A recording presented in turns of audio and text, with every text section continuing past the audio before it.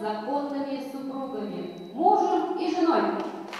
После заветного «да» на вопрос о согласии вступить в брак после поздравительных речей официальная часть свадебного торжества теперь не завершается. Жениха и невесту уже ждут за кулисами. Сценическое перевоплощение проходит под чутким руководством народных артистов республики. Теперь им, молодоженам и актерам, вместе выходить на сцену. Ой, я так волнуюсь, честно. На сцене Башкирского академического разгорелись нешуточные страсти. Оказалось, что Виталию приснилась девушка неземной красоты. Но как же узнать, кто она такая? На помощь приходит гадалка в лице заслуженного артиста республики Алмаса Амирова. Во сне девушку увидел, говорит. Красивая, красивая. Девушку мечты, как оказалось, зовут Юлия. Она живет в соседней деревне. Теперь здесь готовится к великому свадебному торжеству. Позже Юлия и Виталий признаются, они хотели сделать свою свадьбу незабываемой. Именно так, по словам молодоженов, и получилось. Разделить их великое счастье вместе с родственниками и друзьями сегодня пришел практически весь творческий состав Башдрамтеатра. На сцене 40 актеров.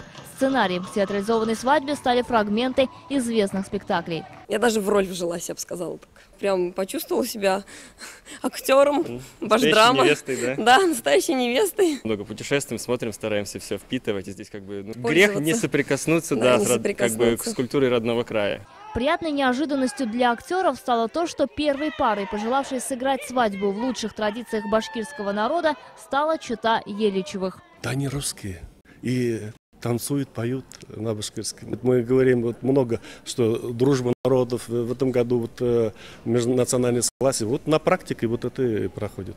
Родители молодоженов признаются, если бы театрализованные свадьбы проводились лет так 20-30 назад, они, не задумываясь бы, последовали примеру современных женихов и невест. Мы далеки немножко, так сказать, от народной, но сейчас, посмотрев это действие, участвуя в этом спектакле, в восторге. Я считаю, что нужно продолжать вот таким образом все это обыгрывать. Мне очень, я такая счастливая мама. Так исторически сложилось, что именно свадебные обряды стали первыми театральными сюжетами. Сегодня их главными героями становятся не только профессиональные актеры. Народные традиции на сцене и в жизни возрождают настоящие жених и невеста. Гульнас Нураева, Эмиль Малюков, Вести, Башкортостан.